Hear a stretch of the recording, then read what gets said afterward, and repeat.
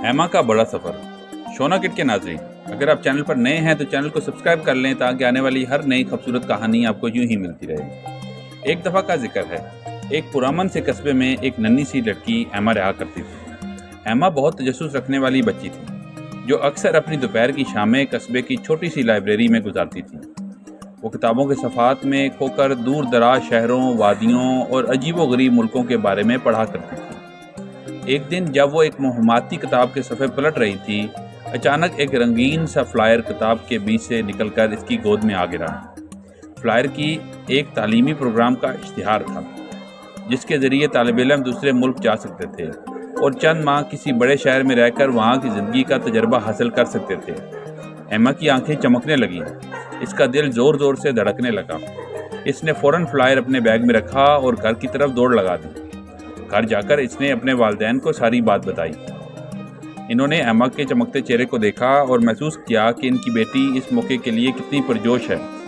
कुछ लम्हे सोचने के बाद इन्होंने एमा की हौसला अफजाई की और कहा, अगर तुम वाकई जाना चाहती हो तो हम तुम्हें रोकेंगे नहीं, हम तुम्हारे साथ हैं।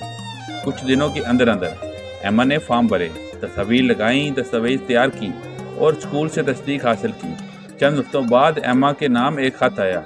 वो प्रोग्राम में मुंतखब हो गई थी। वो एक ऐसे शहर जा रही थी जो बुलंदो बाला इमारतें, चमकते बल्बों और मुख्तलिफ कौमों के लोगों से भरा हुआ था। आखिर वो दिन आ ही गया। एमा ने अपना छोटा सा सूटकेस संभाला। वालिदैन ने इसे एयरपोर्ट पहुंचाया। एमा की आंखों में थोड़ा सा खौफ मगर बहुत ज़्यादा जोश भी था। माँ ने गले लगाकर कहा, हमें तुम पर फ़ख्र है, खुद पर यकीन रखना। जब वो शहर पहुंची तो मंजर बिल्कुल मुख्तलिफ था। शोर शराबा, अजनबी ज़बानें और अनोखे खाने। पहले पहल तो एमा को थोड़ा घबरा गई। इसे ना रास्ते मालूम थे ना ज़बान आती थी, मगर एमा ने हिम्मत नहीं हारी। उसने ज़बान सीखनी शुरू की, स्कूल के दोस्तों से बातचीत की और शहर के छुपे हुए खूबसूरत मकामात को दरियाफ्त किया जिन्हें सियाह भी नहीं जानते थे। वो नए जायकों से आशना हुई। इसने नूडल्स, राइस बोल्स और वहाँ के मीठी अशिया जैसे कि शहद के भरे केक चखे। इब्तिदा में सब कुछ अजीब लगता, मगर रफ्ता रफ्ता वो सब कुछ एमा को अपना सा महसूस होने लगा। इस दौरान एमा ने बहुत से दोस्त बनाए, जिनमें लीना जो इसे स्कूल में पहले दिन मिली थी और जैक जो इसे मुकामी मार्केट घुमाने ले गया था, शामिल थे। अब सब ने एमा को बहुत कुछ सिखाया। एमा ने एक रोज़ एक मुकामी लाइब्रेरी दरियाफ्त की जहाँ वो हफ्ते में 2 बार जाया करती थी।